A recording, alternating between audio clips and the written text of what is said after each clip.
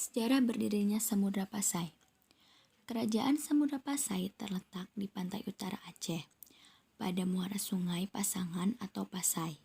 Pada muara sungai tersebut terletak dua kota, yaitu Samudra yang agak jauh dari laut dan Pasai, kota pesisir. Kedua kota yang masyarakatnya sudah masuk Islam tersebut disatukan oleh Marah Silu atau Merah Selu yang masuk Islam berkat pertemuannya dengan Syekh Ismail, seorang utusan Sarip Mekah. Merah Selu kemudian dinobatkan menjadi sultan dengan gelar Sultan Malik Al-Saleh. Masa akhir pemerintahan Sultan Malik Al-Saleh sampai beliau wafat pada tahun 696 Hijriah atau 1297 Masehi. Berdasarkan cerita-cerita kunjungan negara lain, ada perbedaan pendapat mengenai kerajaan ini. Hal ini disebabkan karena ada yang memisahkan antara nama Pasai dan Samudra. Tapi catatan Tiongkok tidak memisahkan nama kerajaan ini dan meyakini ini adalah satu kerajaan. Sedangkan Marco Polo dalam catatan perjalanannya menulis daftar kerajaan yang ada di pantai timur Pulau Sumatera waktu itu. Dari selatan ke utara terdapat Hama Perlek atau Perlak, Basma dan Samara atau Samudra. Selama masa pemerintahan Sultan Malik Al-Saleh, Sultan menikah dengan putri dari kerajaan Perlak, yaitu Ganggang Sari. Dari pernikahan tersebut, lahirlah Sultan Malik Az-Zahir I. Pada masa pemerintahan Sultan Malik Az-Zahir I, ini kerajaan mengalami masa keemasan. Sultan Malik Az-Zahir I memperkenalkan pertama kali penggunaan emas di lingkungan kerajaan. Hal ini mengakibatkan kerajaan Samudra Pasai menjadi pusat perdagangan terbesar di Sumatera pada saat itu. Kerajaan juga menjadi terkenal sebagai tempat penyebaran agama Islam. Setelah masa pemerintahan Sultan Malik Az-Zahir I digantikan oleh anaknya, yaitu Sultan Ahmad I, akan tetapi tidak berlangsung lama karena suatu hal. Maka digantikan oleh anak dari Sultan Ahmad I, yaitu Sultan Malik Az-Zahir II. Pada masa pemerintahan tersebut, Sultan Malik Az-Zahir II, kerajaan Samudra Pasai didatangi oleh musafir Maroko yang terkenal di dunia, yaitu Ibnu Battuta. Ibnu Battuta menulis dalam kitab Rihla ila al-Musyrik, yaitu pengembaraan ke timur. Sekembalinya ke Jazirah Arab menceritakan bahwa salah satu raja di daerah Sumatera menyambutnya dengan ramah. Beliau juga mengungkapkan bahwa pengikutnya bermadzhab Syafi'i. Pada masa pemerintahan Sultan Malik Az-Zahir II, pada tahun 1345, kerajaan Samudra Pasai diserang oleh kerajaan Majapahit. Kemudian serangan kedua pada tahun 1350, sehingga membuat keluarga kerajaan harus mengungsi.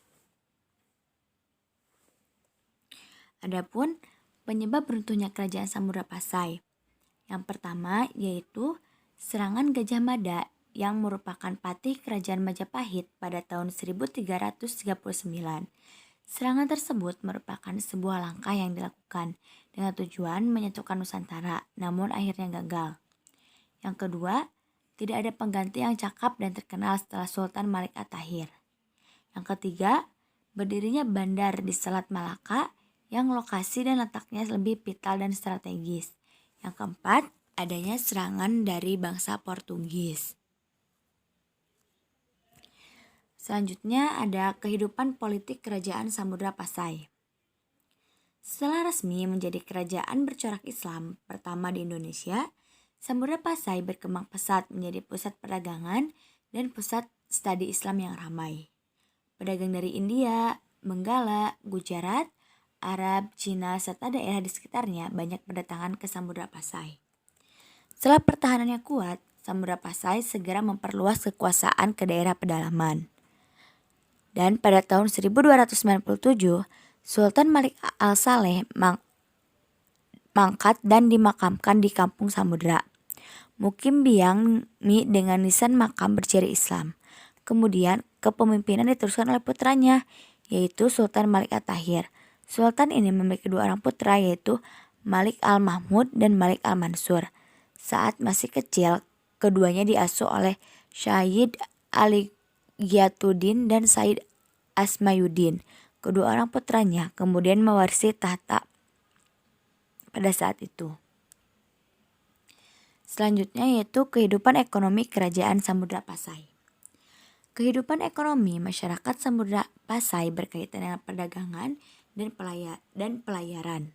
Hal tersebut disebabkan karena letak Kerajaan Samudra Pasai yang dekat dengan Selat Malaka yang menjadi jalur pelayaran dunia saat itu. Samudra Pasai memanfaatkan Selat Malaka yang menghubungkan Samudra Pasai, Arab, India, Cina. Samudra Pasai juga menyiapkan bandar-bandar dagang yang digunakan untuk menambah perbekalan untuk berlayar selanjutnya, mengurus masalah perkapalan, mengumpulkan barang dagangan yang akan dikirim ke luar negeri, dan menyimpan barang dagangan sebelum diantar ke beberapa daerah di Indonesia. Selanjutnya yaitu kehidupan sosial budaya Kerajaan Samudra Pasai. Para pedagang asing yang singgah di Malaka untuk sementara menetap beberapa lama untuk mengurusi perdagangan mereka. Dengan demikian, para pedagang dari berbagai bangsa itu bergaul selama beberapa lama dengan penduduk setempat. Kesempatan itu digunakan oleh pedagang Islam dari Gujarat, Persia, dan Arab untuk menyebarkan agama Islam. Dengan demikian, kehidupan sosial masyarakat dapat lebih maju, bidang perdagangan dan pelayaran pun bertambah maju. Selanjutnya ada raja-raja Kerajaan Samudra Pasai.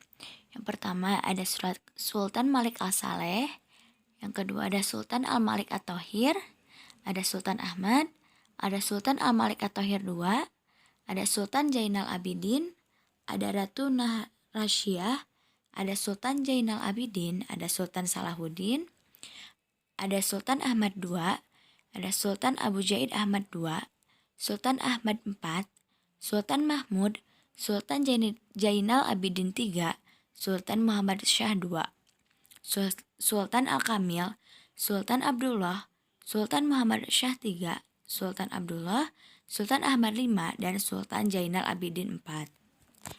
Ada peninggalan Kerajaan Samudra Pasai. Yang pertama ada stempel Kerajaan Samudra. Stempel Kerajaan Samudra Pasai. Stempel ini ditemukan di Desa Kuta Krueng, Kecamatan Samudra, Kabupaten Aceh Utara. Stempel ini diduga milik Sultan Muhammad Malikul Thohir oleh tim peneliti sejarah kerajaan Islam. Yang kedua ada Cakra Donya. Cakra Donya yaitu lonceng yang berbentuk stupa. Lonceng ini dibuat negeri Cina pada tahun 1409 Masehi. Lonceng tersebut berukuran tinggi 125 cm dan lebarnya 75 cm. Yang ketiga ada naskah surat Sultan Zainal Abidin. Surat ini merupakan tulisan dari Sultan Zainal Abidin pada tahun 923 Hijriah atau 1518 Masehi. Naskah ini ditujukan pada Kapten Moran. Yang keempat ada makam. Makam ini ditemukan beberapa makam raja. Salah satunya makam dari Sultan Malik Al-Saleh dan beberapa juga makam raja-raja lainnya. Cukup sekian video pembelajaran kali ini. Semoga materi